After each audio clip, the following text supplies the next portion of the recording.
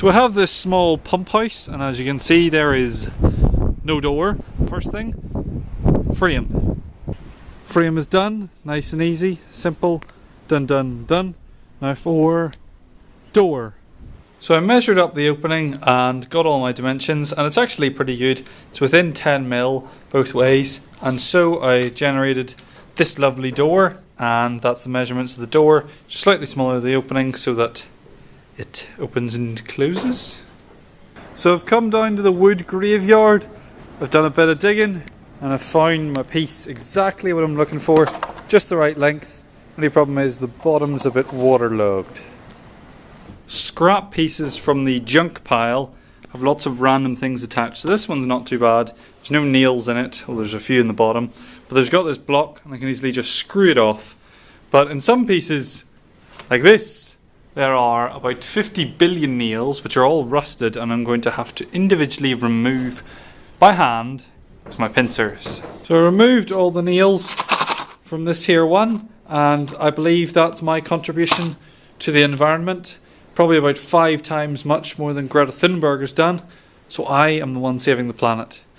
I'm also using timber instead of paper, because that's really good for the environment, because you know timber's regenerative. Not like paper comes from timber or anything. But anyway, here's my new drawing, and from this drawing, this big thick piece, gonna cut in half, and that'll do the 2 sides, and then this long bit will go into 3 and do top, bottom and middle. So that'll give me the main door structure, and then I need these 2 bits, and then the panels are there. There's the panels.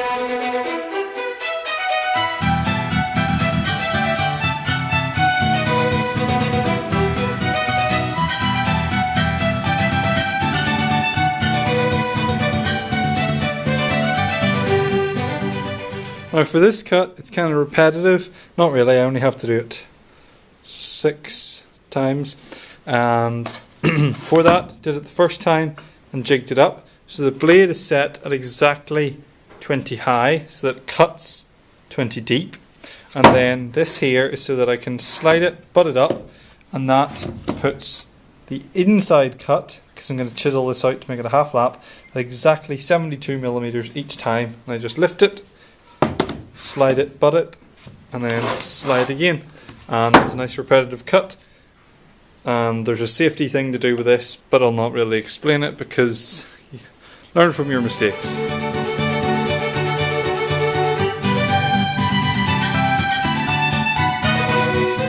Now in order to accurately and repetitively cut out the half laps, I would ordinarily stick it in the bandsaw and chop it off, but I broke the big bandsaw blades, so that's not an option until the new one comes. So, new way, going to slide it in like this until about there. When about half of this is chopped, then I can just take the chisel and it'll give me a nice guideline, and I also know where the flat mark is, so it'll do most of the work, and I can just go bap bap bap and it'll be done.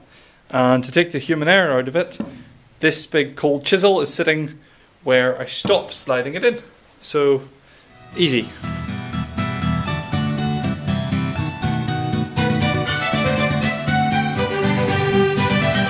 So there's the regular cut across the grain, the one I've just made with the grain, and as you can see there, they perfectly match up in the corner with just a wee tiny bit of error, and that means I've got my 2 or 3 lines even of straight squareness.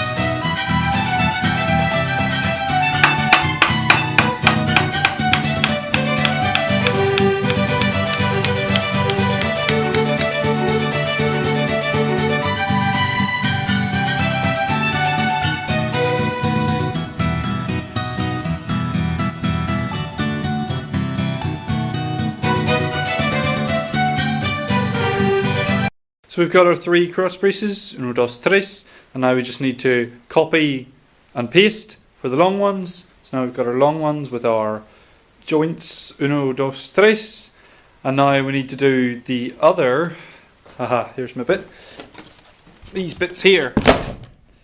Need to do 1, 2, and then these 4 joints. Whew, there's a lot of joints in this. Now my initial plan was actually to do half laps on these 4, which would make the entire door incredibly strong and stiff. But that's a lot of work and the door isn't even going to be opened that much. So instead, I'm just going to stick these on. Easy peasy. So those bits sorted, we can start thinking about the panels. And I have them over here. I just need to cut them and do the cuts and that you'll see. Now in order to get the panel to sit in the channel, look, channel, panel, panel sits in channel, then I'm going to cut some grooves.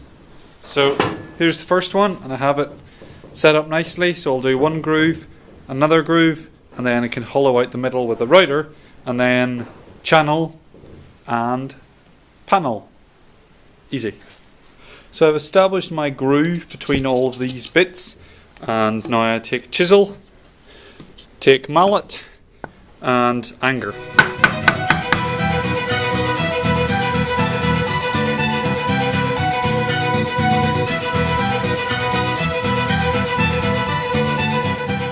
Stripped out the groove, and obviously by doing it just with a chisel it's kind of messy, it doesn't get a complete smooth bottom. Completely forget this mistake, and ta-da, the router. It's not often I get to use it, but I can plop it down with a plunge bit and plunge, and then go zip, zip, zip, zip, and then that'll get it smooth to put the bit in. And then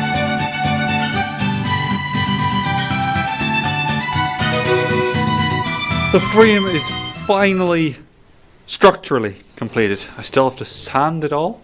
It's going to take a lifetime, but I have drawings made of the panels, so I have to do 3 panels instead of 2 because those ones I have are not wide enough, but it'll do. Also, I'm very clever and I'm hiding the join along one of those bits so you won't see the join.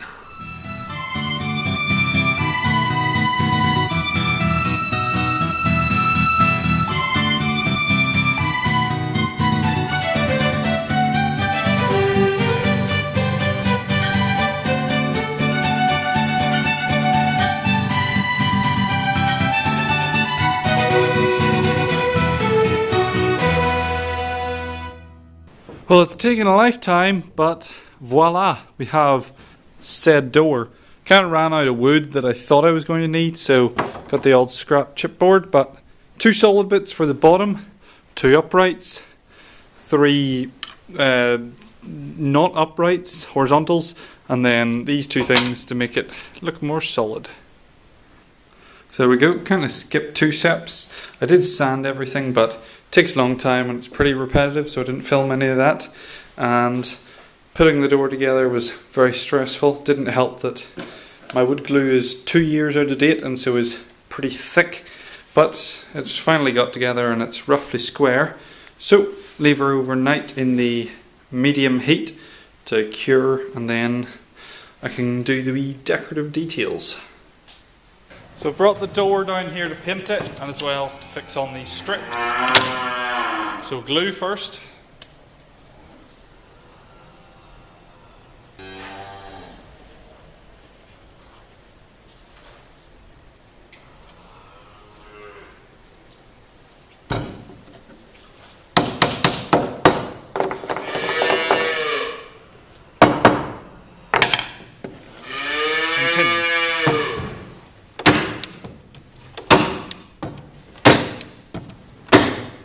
Just before I paint it, I'm going to go along all the glue edges and get rid of all the glue. It's getting late in the evening, so I can leave it overnight to tomorrow and do another coat.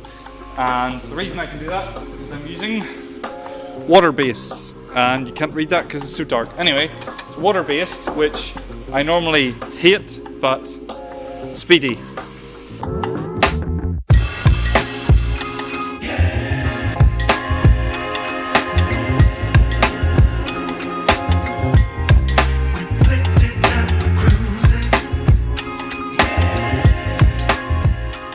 So I have the door here, and now comes the moment of truth of will it actually fit the hole. And I made the door about, I think, 20 or 15 mil underside. so it should be relatively tight fit. But obviously, yeah, that's pretty good. I'll take that. And obviously there's a big gap at the top, but it'll lift up so it's not sitting on the actual ground. That's good. So I've gone and got me hardware. Now I reckon there's bound to be some sort of science in how you're supposed to fix these things on, but I reckon somewhere about there'll do just alright. I'll do one here.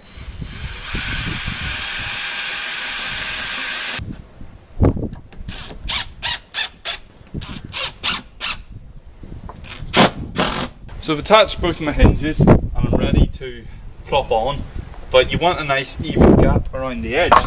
So to do that, I've got two spacers, same thickness, and I'm just going to staple them. As you can see here, this is the reasoning as to why I don't like doing doors that much, because the opening is basically never square, and I could pull it into square and then it would fit the door. But then the problem is that I've got gaps on the outside of the frame, so I just stuck the frame in against the wall so it wasn't square, and then obviously it's going to be very difficult to make a not square door, so I made a square door. But then I've got this gap here which is tight at the bottom, this at the top, and then the same in that corner, so that's annoying.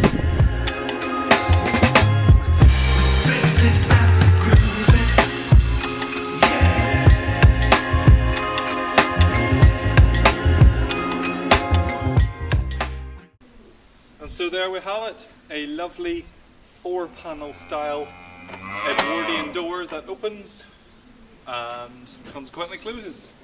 What more could you want? It works. So thank you very much for watching.